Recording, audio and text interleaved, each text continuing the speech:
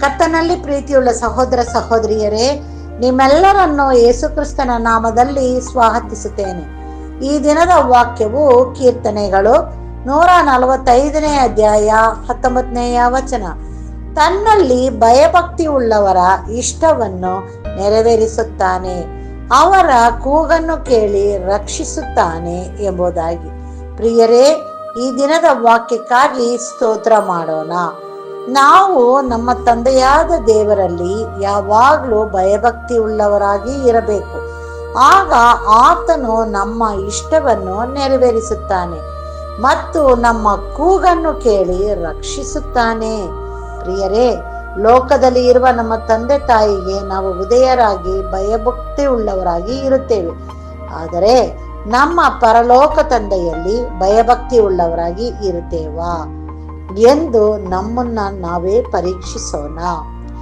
ಆತನು ನಮ್ಮ ಪಾಪಗಳಿಂದ ಬಿಡಿಸಿ ನಮ್ಮನ್ನು ಕಾಯ್ದು ಕಾಪಾಡಿ ನಮ್ಮ ಇಷ್ಟಾರ್ಥವನ್ನು ನೆರವೇರಿಸುತ್ತಾನೆ.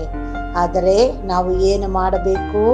ನಾವು ಆತನಲ್ಲಿ ಭಯಭಕ್ತಿ ಉಳ್ಳವರಾಗಿ ನಮ್ಮನ್ನು ಆತನಿಗೆ ಒಪ್ಪಿಸಿ ಆತನನ್ನು ಸ್ವಂತ ರಕ್ಷಕನಾಗಿ ಒಪ್ಪಿಕೊಂಡು ಆತನಲ್ಲಿ ಮೊರೆ ಹೋದಾಗ ಆತನು ರಕ್ಷಿಸಿ ಪ್ರೀತಿಸಿ ನಮ್ಮನ್ನ ಆಶೀರ್ವದಿಸುತ್ತಾನೆ, ನಮ್ಮ ಕೂಗನ್ನು ಕೇಳಿ ನಮ್ಮನ್ನ ನಡೆಸುತ್ತಾನೆ ಎಂಬುದಾಗಿ.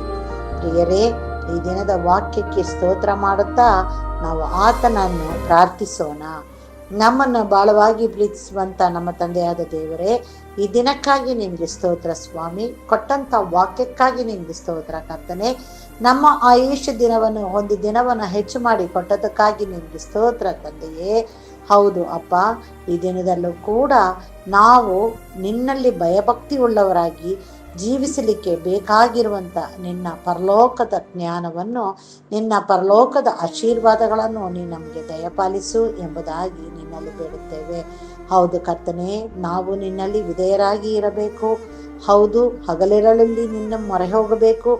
ಎಲ್ಲ ಒಳ್ಳೆ ಗುಣಗಳನ್ನು ಹೊಂದಿಕೊಂಡು ನಿನ್ನ ಮಕ್ಕಳಾಗಿ ಜೀವಿಸಲು ನಮ್ಮೆಲ್ಲರನ್ನು ನೀನು ಆಶೀರ್ವದಿಸಿ ನಡೆಸಬೇಕು ಎಂಬುದಾಗಿ ಈ ದಿನದ ವಾಕ್ಯವನ್ನು ಮತ್ತೊಮ್ಮೆ ನಾವು ಧ್ಯಾನಿಸುತ್ತಾ ನಿನ್ನನ್ನು ನಾವು ಕೂಗ್ಲಿಕ್ಕಾಗುವಂತೆ ನಮ್ಮನ್ನು ನೀನು ಆಶೀರ್ವದಿಸಿ ನಡೆಸಬೇಕೆಂಬುದಾಗಿ ನಮ್ಮ ರಕ್ಷಕನು ಒಡೆಯನೂ ಆಗಿರುವಂಥ ಯೇಸು ಕ್ರಿಸ್ತನ ಮುಖಾಂತರದಲ್ಲಿ ಬೇಡಿದ್ದನ್ನು ಹೊಂದಿದ್ದೇವೆ ತಂದೆಯೇ, ಆಮೇನ್.